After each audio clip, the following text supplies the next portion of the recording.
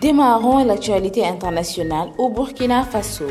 Depuis le coup d'État du 24 janvier 2022, Roch Marc Christian Kaboré était en résidence surveillée dans une mission du quartier de Ouaga 2000.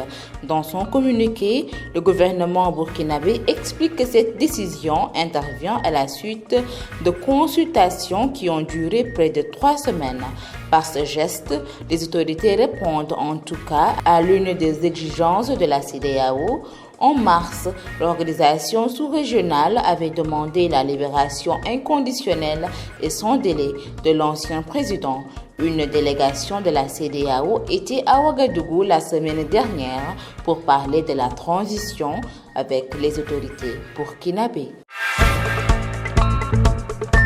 Toujours au Burkina Faso, depuis sa chute en 2014, Blaise Compaoré vit en Côte d'Ivoire avec son épouse ivoirienne Chantal Compaoré et sous la protection d'Alassane Ouattara qui lui a accordé la nationalité ivoirienne.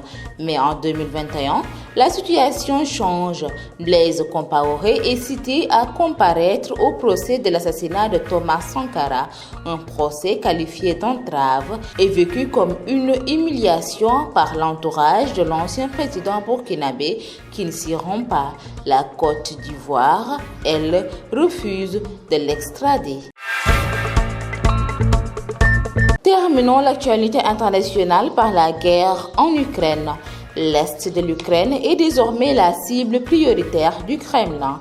La population civile a été appelée à fuir les combats qui s'annoncent en dépit de nouvelles sanctions américaines dévastatrices contre la Russie. Kiev appelle sa population civile à quitter l'Est du pays face à la menace imminente d'une offensive russe. Severodonetsk, la ville la plus à l'Est tenue par l'armée ukrainienne, a été la cible de bombardements soutenus. Mesdames et messieurs, c'en est tout pour l'actualité internationale.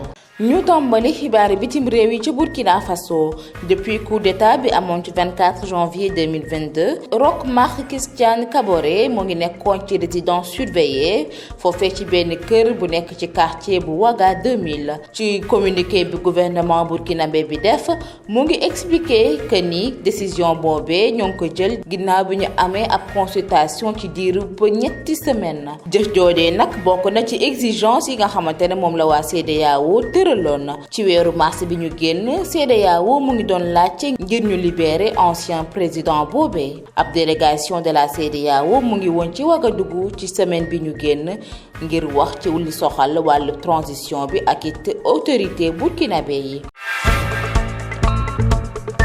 ba tey ci réew Burkina Faso ci atum 2014 Blaise Compaoré mu ngi nekk foofee ci Côte d'Ivoire ak soxnaam boobee di Chantal Compaoré ci protection Alassane Ouattara mi nga xamante ne moom moo leen joxoon nationalité ivoirienne wante ci atum 2021 situation bi dafa daal di changé ndax Blaise Compaoré dañ ko daal di cité woon ci procès assassinat wu Thomas Sankara mu nekkoon benn procès bu xaw a metti lool mu nekk sax ab gàcce ci entourage ancien président burkinabé boobee nga xamante ne demul woon sax ci procès ba. jeexale xibaari bitim réew yi ak guerre bi dox ci diggante Ukraine ak Russie foofee nag ci est Ukraine jamono ji nag tiitaange am na fa lool ndaxte population civile bi dëkkee boor boobee ñoo ngi leen di wax ngir ñu daw génn dëkk ba ndax jamono ji ay combat yu méttee métti ñoo ngi fay wàcc ngir am fa.